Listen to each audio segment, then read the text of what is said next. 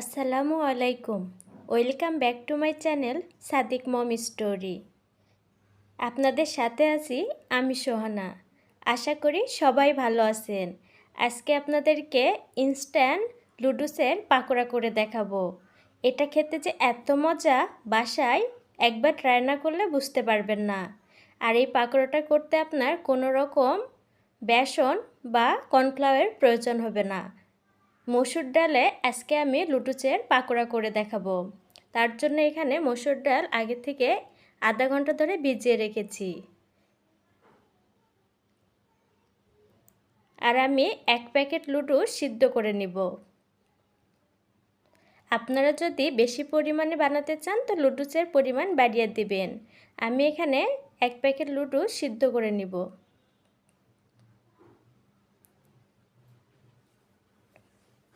লুডুসের পাকোড়া হয়তো বা অনেকভাবেই খেয়েছেন, কিন্তু এভাবে মসুর ডালে লুডুসের পাকোড়া করে দেখবেন, খেতে অনেক মজা লাগে।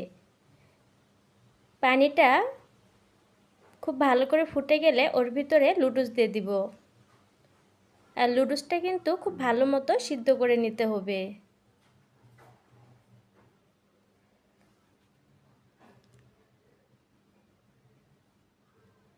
লুডুসটা খুব ভালো করে সিদ্ধ হয়ে গেছে, আমি এটা নামিয়ে নিব।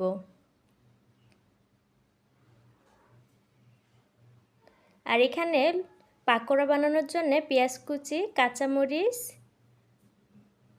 লুডুসের প্যাকেটের মশলা, আর নিয়েছি হলুদ গুঁড়া, মরিচের গুঁড়া, লবণ, ভাজা জিরার গুঁড়া ও ভাজা গরম মশলার গুঁড়া। এটা আমি বাড়িতেই বানিয়ে থাকি গরম মশলার গুঁড়া। এগুলা আপনি যে কোনো পাকোড়াতে ব্যবহার করলে খেতে অনেক মজা লাগে। আর এই পাকোড়াটা করে আপনি যাকে খাওয়াবেন তাকে চিন্তা করতে হবে যে এটা কিসের পাকোড়া খাচ্ছে, কারণ খেয়ে বোঝার উপায় নাই যে এটা মসুর ডালে লুডুসের পাকোড়া। এখানে লুডুস নিয়ে নিয়েছি আর ডাল খুব সুন্দর করে পাটায় বেটে নিয়েছি। আপনারা চাইলে ব্লেন্ডারে ব্লেন্ড করে নিতে পারেন। সিদ্ধ করা লুডুসের ভিতরে দিয়ে দিব পেঁয়াজ কুচি ও কাঁচামরিচ কুচি। যে যেমন ঝাল খেতে পছন্দ করেন সেই অনুযায়ী এখানে মরিচ ব্যবহার করবেন। পেঁয়াজের পরিমাণটা একটু বেশিই লাগবে। মরিচের গুঁড়া, হলুদের গুঁড়া, ভাজা মশলার গুঁড়া ও ভাজা জিরার গুঁড়া দিয়ে সবগুলো একসাথে খুব ভালো করে মাখিয়ে নিব।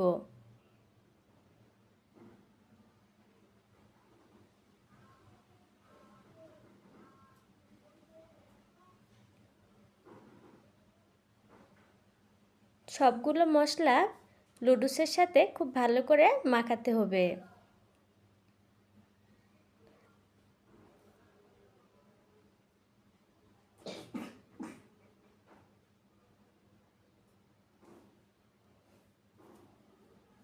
আর তার সাথে এখানে লবণও দিয়ে দিয়েছি। এখন এর ভিতরে দিয়ে দিব লুডুসের মশলা আর বেটে রাখা মসুরের ডাল। ডালটা কিন্তু খুব ভালো করে মিহি করে বেটে নিতে হবে।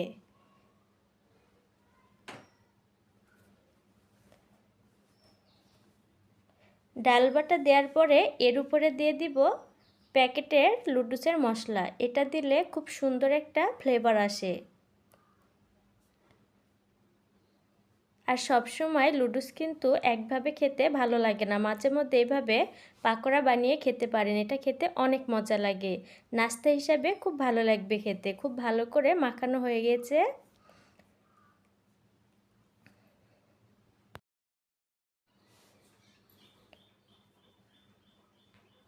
খুব ভালো করে লুডুস মসুর ডাল মশলার সাথে মাখিয়ে এখন রেখে দিব। আর চুলায় একটা কড়াই বসিয়ে কড়াইটা খুব ভালো করে গরম করে নিব। এখন ওর ভিতরে দিয়ে দিব সাদা তেল। সাদা তেলের পরিমাণটা খুব বেশি দিতে হবে না, কারণ পাকোড়াগুলা আমি ডুবো তেলে ভাজবো না। এখন আমি এগুলা পেঁয়াজের শেপে দিয়ে দিচ্ছি। আপনারা যে কোনো রকম শেপ দিতে পারেন, আপনাদের পছন্দ মতো আপনারা পাকোড়া শেপ দিয়ে নেবেন। আমি পেঁয়াজের মতো পাকোড়া শেপগুলো দিয়ে ভেজে নিব।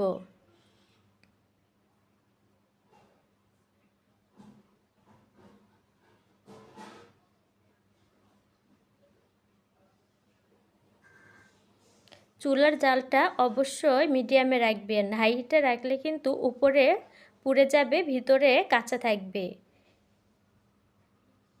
এক পিঠ হয়ে গেলে আমি আরেক পিঠে উল্টিয়ে খুব ভালো করে ভেজে নিব। আর এটা বড়রা কি বাচ্চারা সবাই খুব পছন্দ করে। নাস্তা হিসাবে আপনি যে কাউকে এটা খাওয়াতে পারেন, তারা অনেক পছন্দ করবে। মিডিয়াম জালে খুব ভালো করে ভেজে নিব।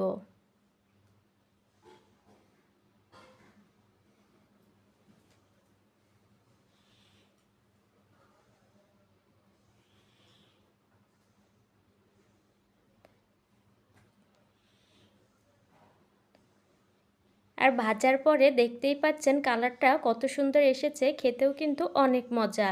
ভিতরে একেবারে মুসমুসে, আর ভিতরে লুডুস ও মসুর ডালের খুব সুন্দর একটা ফ্লেভার পাওয়া যায়, আর স্বাদও তো দুর্দান্ত হয়। একদমই অল্প উপকরণে আপনি বানিয়ে ফেলতে পারবেন মসুর ডালের ইনস্ট্যান্ট লুডুস পাকোড়া।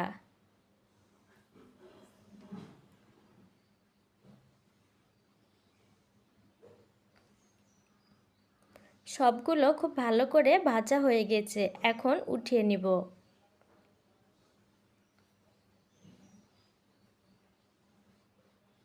দেখে বোঝার উপায় নেই যে এটা লুডুসের পাকোড়া।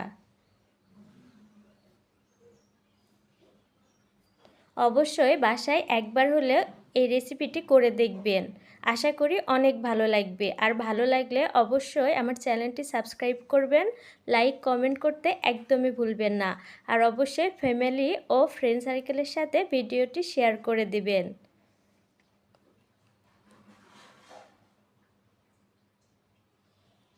আর সাদিক মম স্টোরির পরবর্তী ভিডিও দেখার আমন্ত্রণ জানিয়ে এখানে শেষ করছি। সবাই ভালো থাকুন, সুস্থ থাকুন।